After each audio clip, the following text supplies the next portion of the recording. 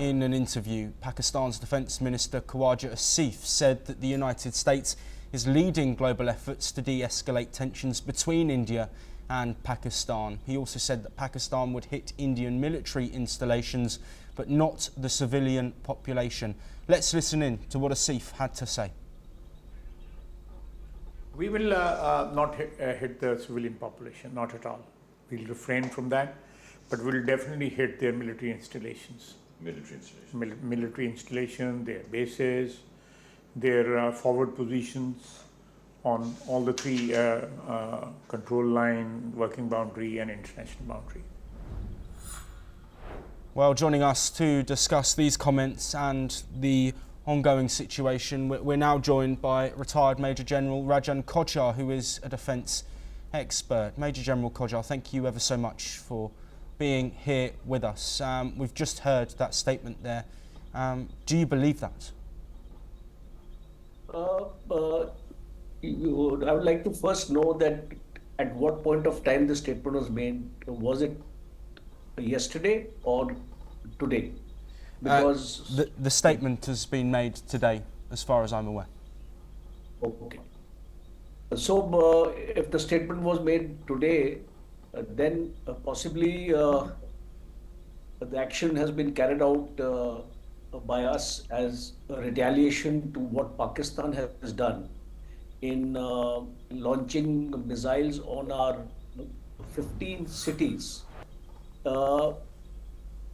is a provocative act. And do you expect that India will remain silent? Do you expect that India will not like to match the response? You see, it is now what is happening is that slowly the escalation ladder is going up. Because first Pakistan carried out this dastardly act on 22nd April. We responded after 14 days in targeting only the terror infrastructures. We did not target any of their military installations. So our aim was not to escalate. If this defense minister is saying now that he is going to target the military installations, and if they were targeted before he spoke or after he spoke, I don't know exact timeline, so we can decide on that. Then it implies that he is wanting to escalate the situation, because if he is going to target our military, of course, they have tried to do it, but not a single missile landed where it was intended. As a matter of fact, I am given to understand that many of the missiles fell down in their own territory, and they did not the range intended for these missiles were not accomplished. So the point I want to bring out here is that is Pakistan wanting to escalate this conflict? If Pakistan is wanting to escalate this conflict, then I'm sorry to say that Pakistan will get a far ferocious response. And we have seen today, if you match the air defense mechanism and the air defense system and the air defense capability of those both the countries. I have studied these two air defense capabilities of India and Pakistan in detail. I will just like to say one thing, that air defense systems of Pakistan has failed, because in a riposte, in a retaliatory strike, the Indians have demolished their entire air defense system. Today, their air defense system is more than 50% degraded.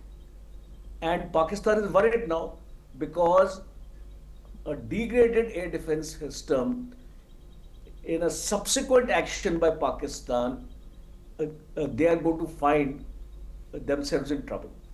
And therefore, through your channel, and if the Pakistanis are listening, I would like to advise them, especially their military, that any further misadventure will cost Pakistan very deeply because they don't have the air defense capability any longer.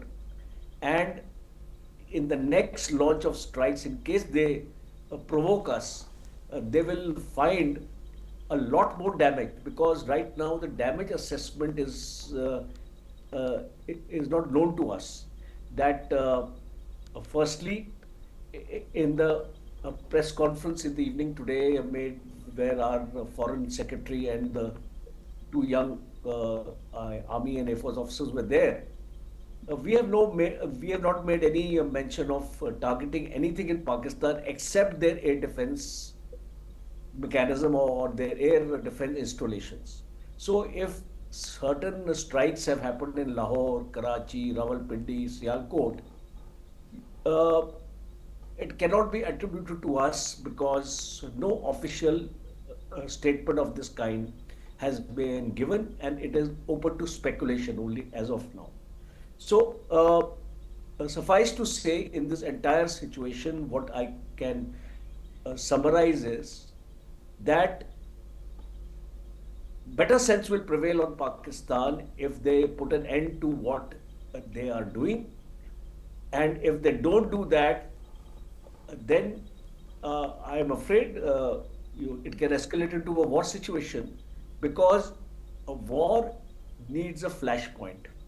You see, when two armies are there in front of each other, most of the decisions are taken by the field commanders.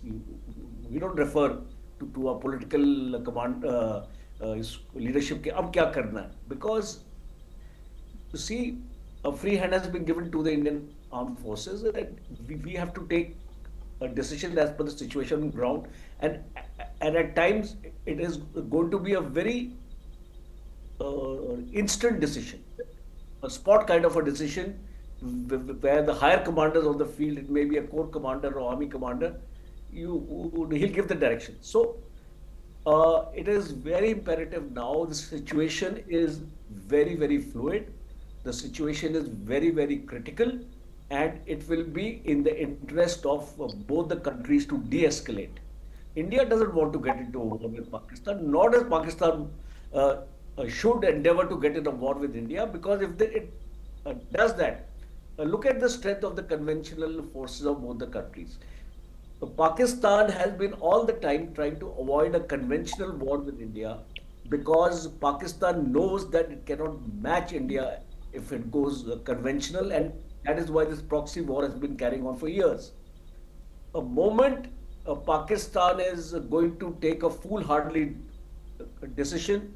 General Munir is not known to be a rational thinker. I have carried out analysis of his entire career, right from captain to general. I don't think he's a rational person. He has got fixated ideas, and he Yes. is cause the downfall of Pakistan if he carries out this misadventure with India. Thank you, Joshua. Yes, absolutely. Major General Kodja, if you can stay with us, we have some more update